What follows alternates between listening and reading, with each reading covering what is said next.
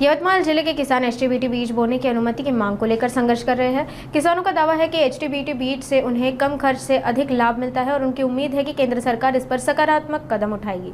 यवतमाल जिला जो कपास की खेती के लिए जाना जाता है, वहां के किसान अब एचटीबीटी बीज की अनुमति को लेकर संघर्षरत है। पिछले कुछ वर्षों में कपास की खेती घाटे का सौदा साबित हुई है। ऐसे में किसान संगठन लगातार एचटीबीटी कपास के बीज को मंजूरी देने की मांग कर रहे हैं।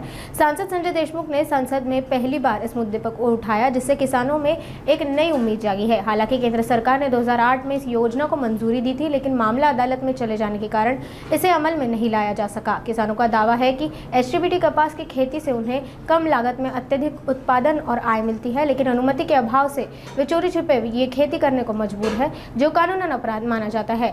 अब जब केंद्रीय मंत्री नितिन गडकरी और कृषि मंत्री शिवराज सिंह चौहान इस मुद्दे को लेकर सकारात्मक बताए जा रहे हैं, तो किसानों को उम्मीद है कि उन्हें जल्द राहत मिलेगी और उनका जीवन स्तर बेहतर हो सकेगा। सगळ्यात महत्त्वाचं म्हणजे यवतमाळ जिल्हा हा कॉटनचा जिल्हा आहे आणि या शहराचं नाव यवतमाळ कॉटन सिटीज आहे। आणि एक आनंदाची गोष्ट आहे की पहिल्यांदा यवतमाळ जिल्ह्यात एक खासदार आमचे प्रश्न घेऊन एचटीबीटीच्या संदर्भात संसदेमध्ये लढत आहे।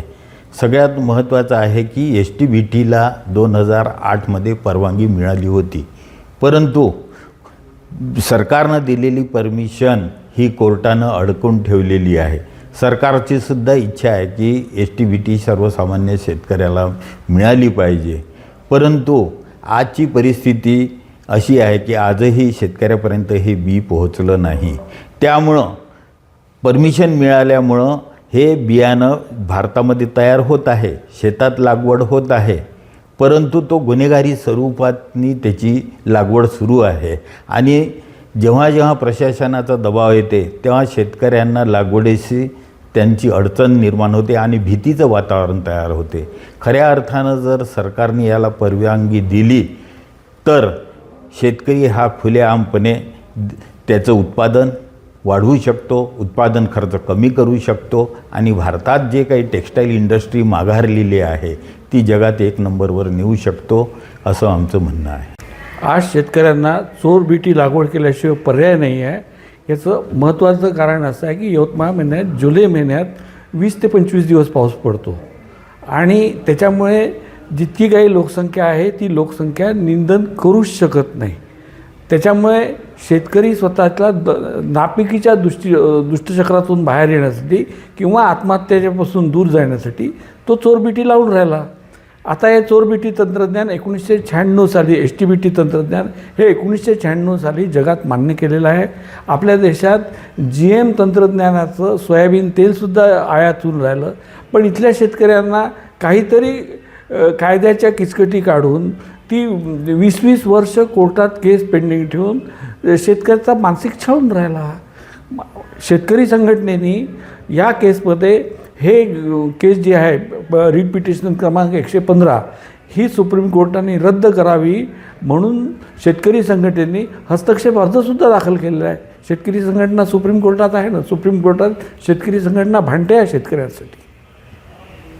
शेतकरी म्हणून पुढची भूमिका हीच आहे की ज्याला आपण अप्रमाणित बियाणं म्हणतो, ते अप्रमाणित बियाणं जर उपलब्ध झालं तरच मी कापूस लावीन, नाही तर मी शेत पडीत ठेवीन, कारण मला निंदन खुरपण करून मला शेती करणं शक्य नाही आहे।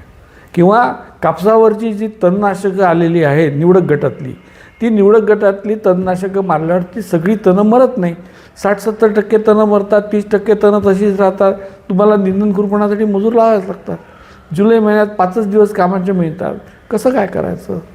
यवतमाळ जिल्ह्यात कापसाच्या नापिकीचं सगळ्यात मोठं कारण शेतकऱ्यांना तण नियंत्रण येत असलेलं अपयश आहे। नाही, आमचे शेतकरी संघटनेची सर्व मंडळी गेल्या अनेक वर्षापासून त्यांचा लढा एचटीबीटी कॉटन या ठिकाणी आपल्या सर्वसामान्य विदर्भातल्या शेतकऱ्यांना नाही तर महाराष्ट्रातल्या कापूस उत्पादक शेतकऱ्यांना मिळाला पाहिजे याच्यासाठी अतोनात त्यांचा प्रयत्न सातत्यानं चाललेला आहे।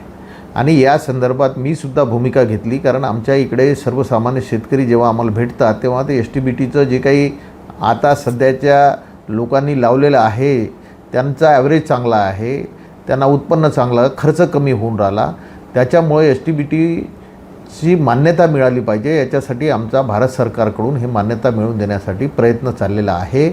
आणि आपल्या देशाचे मंत्री नितीनजी गडकरी साहेब त्यांनीसुद्धा याच्यामध्ये रस दाखवलेला आहे, त्यांचासुद्धा इंटरेस्ट आहे. आणि भूपेंद्र यादवसोबत आम्हीसुद्धा पत्रव्यवहार केलेला आहे. त्याच्यानंतर आम्ही पर्यावरण मंत्री आणि आपले हे शिवराजसिंग चौहान यांनासुद्धा पत्रव्यवहार केलेला आहे. आणि त्या संदर्भात कोर्टात एक केस चालू आहे. त्या केसच्या संदर्भात त्या निर्णय लागल्यानंतर त्यांचं म्हणणं आहे. परंतु आम्ही सांगितलं की सरकारनेच धोरण घेतलं पाहिजे आणि STBTच्या याला मान्यता दिली पाहिजे, जेणेकरून आपल्या इथे शेतकऱ्याचं उत्पन्न वाढेल.